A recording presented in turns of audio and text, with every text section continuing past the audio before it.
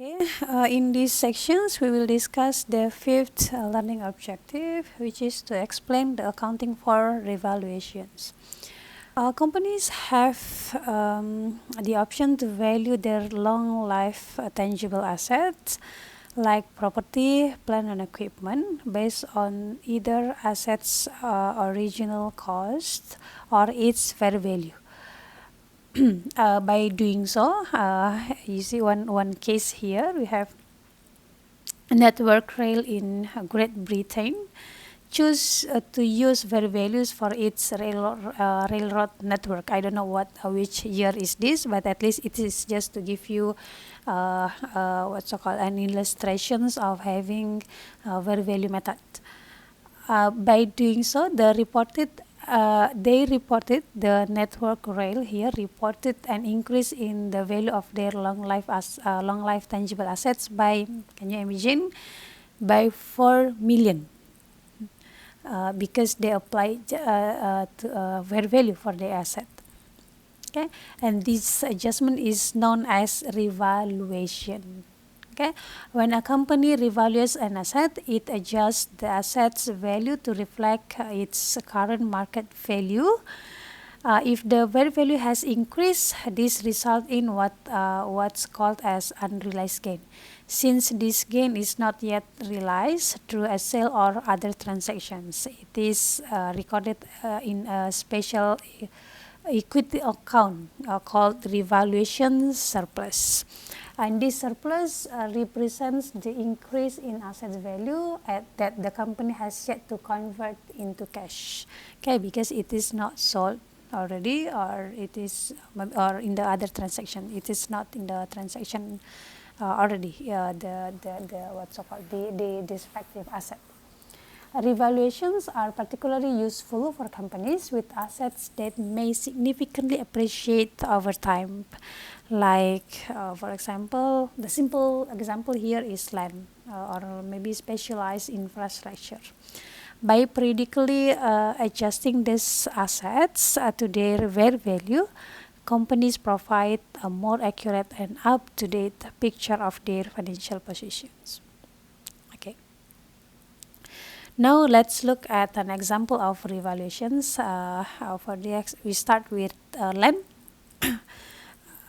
In these illustrations, Siemens Group in Germany purchased land for 1 million on January 5, 2015. The company decided to apply revaluation accounting for this land, meaning they would periodically adjust the land's value to its fair value market.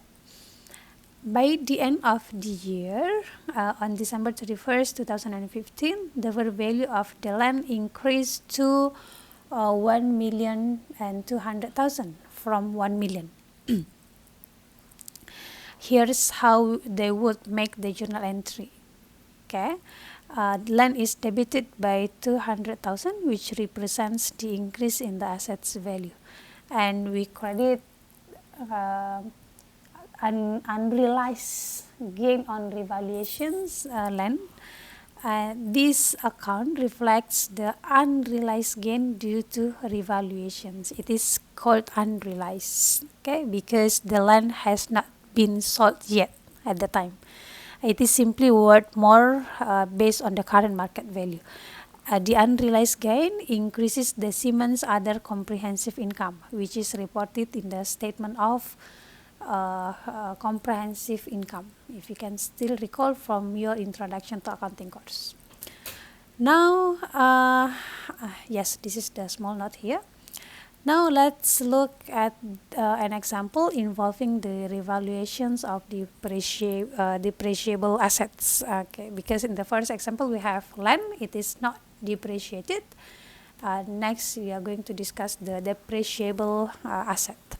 In these illustrations, we have Lenovo Group in China, which purchased equipment for 500,000 on January 2nd, 2015.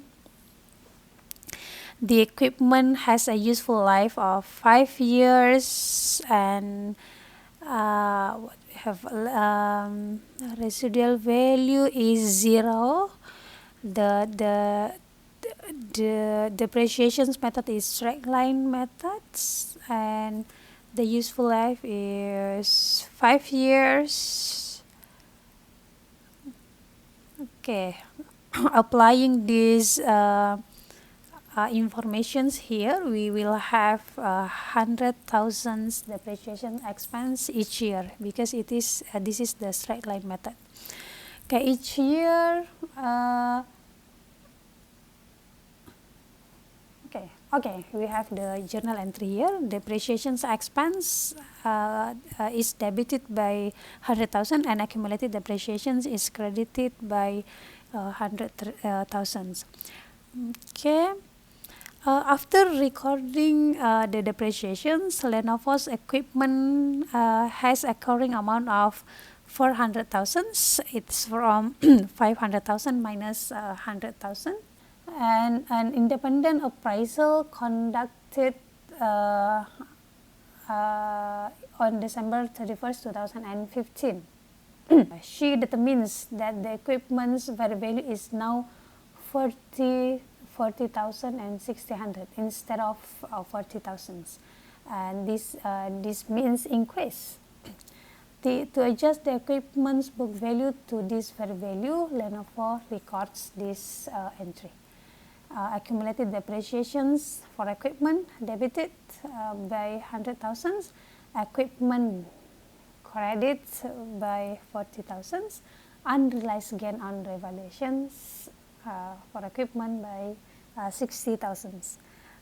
This entry will effectively reset the accumulated depreciations to zero and increases the equipment book's value to reflect the revaluation gain. The unrealized gain of 60,000 is recorded in the other comprehensive income as revaluation surplus.